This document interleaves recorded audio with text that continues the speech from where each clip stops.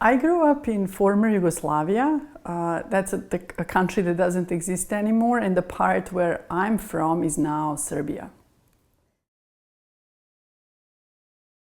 I listened to a lot of rock music because being in the country that was divided ideologically between the East and the West, it was an important thing for us at that age to identify with the Western culture.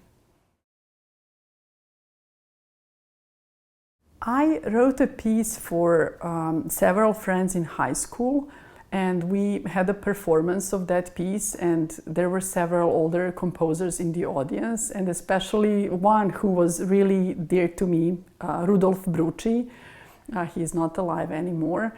And with all the encouragement that I got, I realized that instead of composing for fun, that actually I can do that.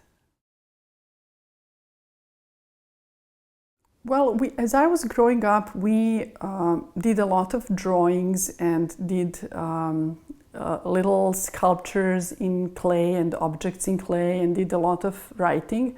But nobody in my family was a musician, so the musical part came just as my own thing after all other things in the family that were about creativity that was always supported.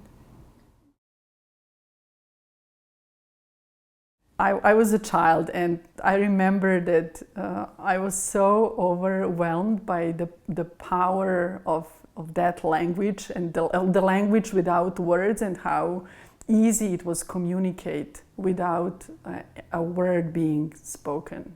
So that was huge. Well, hearing Kronos recordings, it was always such a journey. Because I was never sure whether it's just them or something else.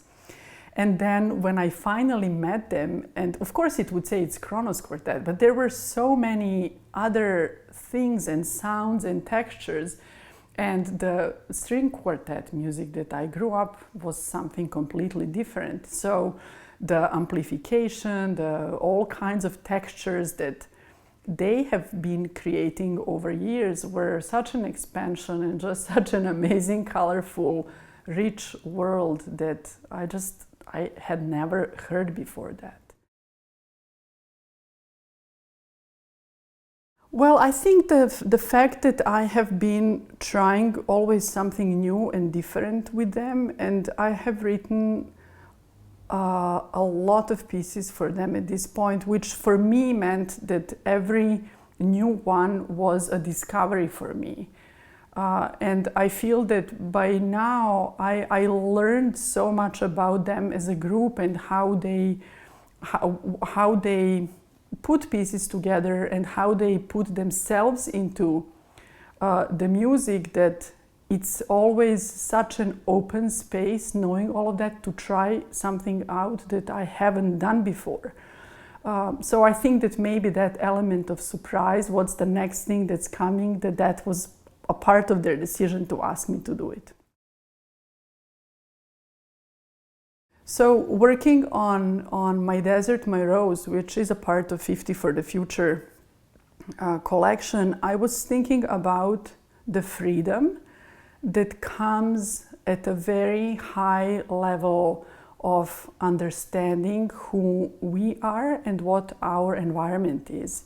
And in the specific case of the piece, it meant that each of the four of them know very well who they are and their skills and their emotional integrity and everything that they bring into the piece. They know who they are individually, but at the same time, they're very responsive and very aware of who their other members of the quartet are. And it's a great luxury to have that, and it took decades to build that in case of Kronos. But I thought, if I start from there and assume that this is what any group can achieve, what is the piece that would lead them there?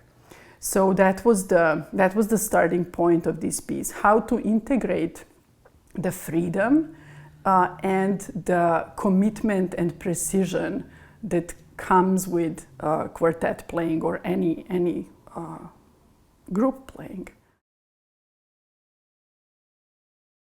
When I was working on the piece, I had several times I remembered one moment in New York City where I live. I was on the subway, and the subway is the busiest, wildest place where sometimes you almost lose a sense of purpose or self because you're just there with so many people.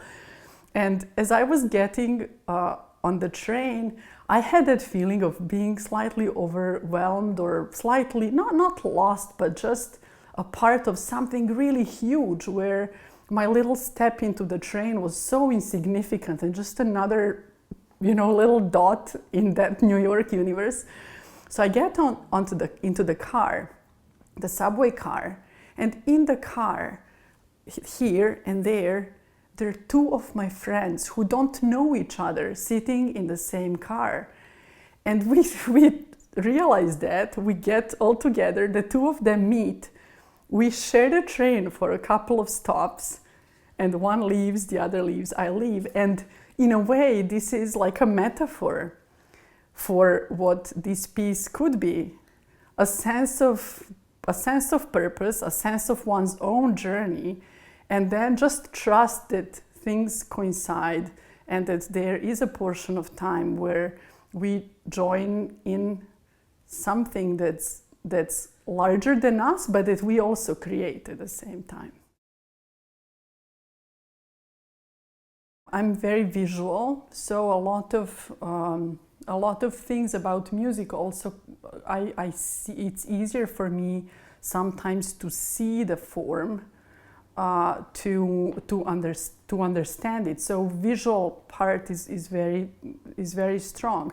And when I realized that, and I realized that thanks to my teacher back in Serbia, in Belgrade, Zoran Eric, I realized that any large form especially, I have a very easy access to it if I put it on a piece of paper as what the images that I'm seeing. That's how it started. And then over time, it just become fun to do it because the color is involved. The textures sometimes are much more easier to communicate, especially if I collaborate on a piece with somebody. For instance, with a choreographer, we would come up with ideas, and then by the time the music comes, it's a long process. But if we can share a medium that's easier to understand in terms of timing or texture, then the drawings are very easy and a really inviting and intuition-stirring kind of medium. So that's where I'm now, and it's a part of pretty much process for any piece that I'm doing.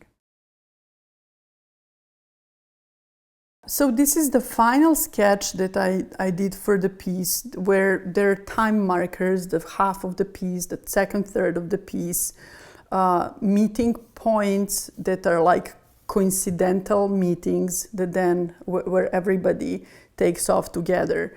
And the blue material would be the patterns that each instrument has, different patterns where they pretty freely interpret what's written, and what's written is very minimal in this part. The places of coincidence are a little more firm in terms of notation because they know who they cue with, but then the whole piece takes off and it's very vibrant and very lively and also joyful because it feels that through all this searching, the four of them found a way of togetherness, but in a very free and unforced way, basically tuning into each other and listening where the other one is going and trying to find a place to intersect. So this sketch was a step towards that. So the next phase was to notate that movement and to understand what kind of notation would be free enough and at the same time suggestive enough so that they can follow it and know what's going on. So I gave the timeline of approximate things lining up, and the first score was the handwritten score.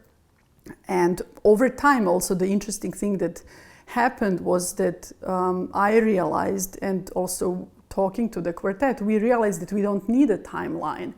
And more the material is being practiced and more the material is being internalized by the performers, the timeline is actually completely unnecessary. It's just it's a guidance through the score as it's being rehearsed, but ideally the time can be completely open and depend on the mutual feeling of what the journey is at the moment of the performance. The next phase was how to make the score that would be enough for the musicians to follow and get enough information. So one of the early stages was the handwritten graph, basically, of patterns, where they happen and how they're distributed. And then also over time, I had several different versions of the score, and each new version was becoming leaner and leaner, just giving the basic information and basic patterns.